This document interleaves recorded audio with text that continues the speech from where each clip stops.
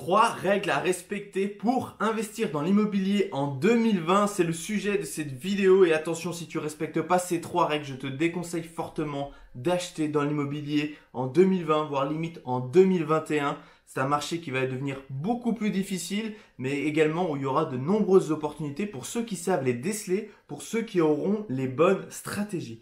Y'en pote, c'est Stan, je suis très heureux de te retrouver dans cette vidéo. J'ai investi depuis 2013 dans l'immobilier et cette année, en 2020, j'ai acheté et je suis en train de rénover 15 appartements. D'ailleurs, si tu souhaites être mis au courant de toute la rénovation de ces appartements, je t'invite à t'abonner car je te ferai très prochainement des vidéos sur chacune des rénovations, donc vraiment tout de A à Z. Abonne-toi pour manquer aucune vidéo. Je t'ai mis également en PDF un lien vers les 10 points essentiels pour réussir sa visite immobilière. Une petite fiche que tu imprimes, tu auras toutes les bonnes questions à poser pour être certain d'avoir en face de toi le bien idéal. Tout le monde le rabâche de partout, à la télévision, dans la presse ou à la radio. Les prix de l'immobilier vont baisser en 2020. Alors ce ne sera pas le moment idéal pour investir si tu n'as pas les connaissances nécessaires à ça et si tu n'arrives pas à déceler les bonnes affaires. Donc les 3 règles pour acheter en 2020, je te les donne tout de suite. La première, c'est de ne surtout pas acheter au prix du marché. C'est-à-dire que lorsque tu vois un bien immobilier, tu vas vérifier le prix au mètre carré moyen de la ville et tu vas faire en sorte de le négocier ou en tout cas d'identifier dans ta ville les bons biens, les bons vendeurs pour avoir une négociation qui soit au minimum de moins 15 à moins 20% par rapport au prix du marché. Ça ne veut pas dire que si tu vois un bien qui est déjà décoté de 30%, il faut absolument le négocier. Mais ce qui va être très important en 2020, c'est de se concentrer sur le prix moyen au mètre carré par rapport à ton type de bien. Si c'est un studio, un T2, un T3, tu vas réellement identifier un prix moyen au mètre carré et tu vas te fixer l'objectif de l'acheter à moins 20% de son prix. Pourquoi? Parce que les prix vont baisser. Donc, on ne va plus pouvoir faire comme il y a un an, c'est-à-dire acheter un petit peu au petit bonheur la chance sans avoir trop étudié le marché, sans avoir trop étudié les prix moyens au mètre carré parce que demain, les prix augmentaient entre guillemets tout seuls. À moyen et à long terme, rassure-toi, je suis persuadé que ça sera encore le cas. Mais à court terme, 1 ou 2 ans, je pense réellement que les prix vont baisser. Donc toi, pour investir correctement, il faut absolument que ce prix d'achat soit au minimum à 20% du prix moyen au mètre carré. N'oublie pas également que lorsque tu sors de chez le notaire, ton bien, il a déjà pris 8% de frais de notaire dans le nez. Donc vraiment, si tu ne fais pas cet effort d'avoir un prix d'achat particulièrement intéressant, tu vas réellement te tirer une balle dans le pied et tu vas réellement te mettre en difficulté pour derrière enchaîner tes biens immobiliers. Conseil numéro 2. Surtout, gagne de l'argent chaque mois. C'est très important sur tes investissements locatifs et plus que jamais en 2020, il va falloir que tu gagnes de l'argent chaque mois. Pourquoi? Parce que si demain les prix baissent, si demain les loyers baissent un tout petit peu, eh bien, il faut que tu t'assures de gagner de l'argent chaque mois. Ne mise pas sur des revenus hypothétiques en location courte durée. On l'a vu il y a plusieurs semaines de ça. Tous ceux qui avaient des locations courte durée et qui réellement misaient sur l'excédent qu'ils pouvaient réaliser en courte durée, aujourd'hui, ils s'en mangent les doigts. Donc, c'est important tu peux faire de la courte durée, ça va t'amener du plus et je pense que réellement, dans la période à venir, la courte durée a encore une réelle pertinence. Mais surtout, tes calculs de base par rapport à ton prix d'achat, par rapport à tes travaux, tes frais de notaire, calcule ta rentabilité par rapport à de la location meublée ou de la location nue si c'est ce que tu souhaites faire et fais en sorte qu'avec ce prix de location nue ou ce prix de location meublée, ton investissement locatif il soit rentable comme ça. La location courte durée, c'est un plus. Donc surtout, conseil numéro 2, tous les mois, tu dois impérativement gagner de l'argent parce que demain, les prix vont baisser, les prix des loyers vont peut-être un peu baisser également. Donc c'est très important que tu gagnes de l'argent pour que le banquier, demain quand tu vas revenir le voir, il puisse à nouveau te prêter pour que tu puisses à nouveau enchaîner les investissements. Garde bien en tête que même si les prix demain baissent de 10 à 15%, tes loyers ne vont jamais baisser de 10 à 15%. Au pire des cas, ils baisseront peut-être de 5%, mais je ne vois pas comment les loyers pourraient baisser de beaucoup plus. La seule petite chose qui peut arriver sur les loyers de location meublée, c'est si jamais réellement il y a des gens qui avaient des biens très haut de gamme en location courte durée et qui par rapport aux 2 mois qui se sont passés se réorientent, on va dire en masse et tous en même temps sur la location meublée, bah là, on va se retrouver en concurrence avec des biens, on va dire, un peu haut de gamme, très bien finis, très bien rénovés et qui vont un petit peu casser les prix du marché du meublé. Donc ça, c'est vraiment à vérifier au cas par cas et dans chaque ville parce qu'à Lyon, par exemple, le marché est tellement tendu, donc je ne pense pas que ça aura un effet significatif.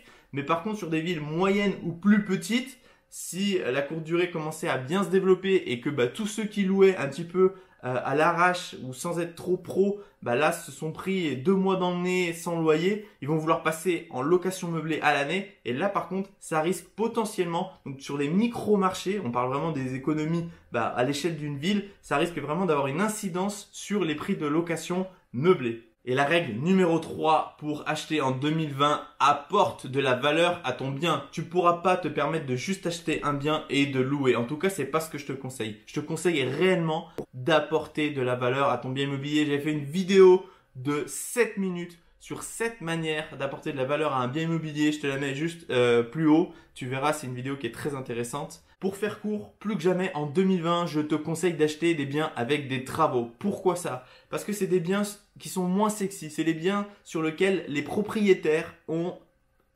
régulièrement, ils n'ont pas de locataires. Ils ont des difficultés à louer. Donc sur une année pleine de 12 mois, ils vont pas réussir normalement. Habituellement, ils vont pas réussir à louer 12 mois sur 12, ils vont peut-être louer 6 mois, 8 mois. Parfois même, certains propriétaires se refusent à faire les travaux parce que ils n'ont pas de budget, ils n'ont pas d'argent, donc ils veulent pas réinjecter de l'argent. Et bien souvent, ce qui se passe, c'est que leur bien, pendant 6 mois, il peut être non loué. Et qu'est-ce qui se passe dans ce cas-là? C'est que le propriétaire, il a un crédit, mais en face, il n'a pas de loyer. Donc son bien immobilier, pour lui, ça représente que des charges. Il va payer la taxe foncière, les charges de copropriété. Ce bien, pour lui, c'est un peu un boulet rouge qui, chaque mois, va lui coûter de l'argent. Donc nous, on va arriver, on va lui apporter une solution. On va retirer son fardeau. On va retirer ce bien immobilier des épaules de ce vendeur. Et on va réellement l'aider à s'en sortir et à passer à autre chose en lui apportant une belle somme d'argent. La valeur que tu vas lui apporter, la valeur que toi tu vas gagner, ça va être dans ta négociation. Donc ces travaux-là, ça va être ce qui va te permettre d'appuyer une négociation plus importante que d'habitude et réellement par la suite faire des travaux, changer la cuisine, réaliser une rénovation dans la salle de bain, peut-être le transformer en studio, transformer en 2 pièces. Bref, tu vas réellement apporter fortement de la valeur et dans un premier temps, tu vas négocier fortement le prix du bien. Tu apportes de la valeur et quoi qu'il arrive après l'addition de ton prix d'achat, frais de notaire et travaux, aura fait qu'au final, que même si demain tu devais revendre, une fois que tu as terminé les travaux, normalement tu auras une réelle plus-value donc sur ton bien immobilier. C'est ça qui est important. En plus de la règle numéro 2, c'est-à-dire avoir un excédent chaque mois sur ton crédit. En ce moment, dans les médias, que ce soit à la télé, à la radio ou même dans la presse, on entend tout le monde dire que les prix de l'immobilier vont baisser comme si c'était une mauvaise nouvelle. Mais non, c'est pas une mauvaise nouvelle. C'est une bonne nouvelle si tu te positionnes comme un acheteur. C'est une bonne nouvelle si tu utilises les bonnes stratégies pour réellement pouvoir sniper les biens rentables. Identifier quels vont être les bons vendeurs. Parce qu'il va y en avoir beaucoup des bons vendeurs. Ils vont être dans la masse et toi, il va falloir que tu puisses les appeler. Et avec des petites astuces, des petites stratégies, pouvoir correctement les identifier. Et là, tu vas pouvoir réaliser réellement de très bonnes affaires. Tu sais que si tu veux obtenir des résultats uniquement de 5% de la population, il faut que tu te concentres sur qu'est-ce que font la masse et qu'est-ce que je dois faire. Si tout le monde aujourd'hui se dit que l'immobilier va baisser, si tout le monde se dit aujourd'hui que mon locataire potentiellement il ne va pas payer, si tout le monde aujourd'hui se dit que la location courte durée c'est mort, toi c'est le moment parfait pour aller dans cette brèche-là et profiter justement du fait qu'il n'y aura personne. Il faut que tu profites des opportunités. Il ne faut pas que tu aies peur. Il ne faut pas que tu vois la menace. Il faut que tu vois justement les portes qui s'ouvrent à toi grâce justement à cette vague de peur qui arrive. Et réellement, aujourd'hui, il faut que tu gardes en tête une seule chose, c'est que la plus-value dans l'investissement immobilier, il se fait essentiellement à l'achat.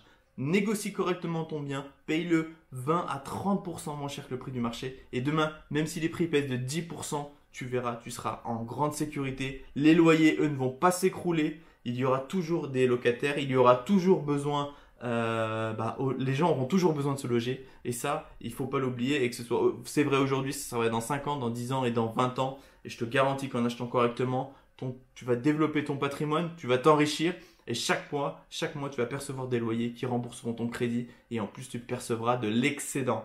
J'espère que cette vidéo t'a plu. Je te souhaite une excellente journée. Concentre-toi, passe ton temps sur le bon coin, se loger, mets des alertes en place et passe à l'action en 2020. Ça va être une période charnière. On va vraiment pouvoir faire la différence entre les touristes et ceux qui ont la bonne information, ceux qui ont les bonnes stratégies. Je te dis à très vite. Bye.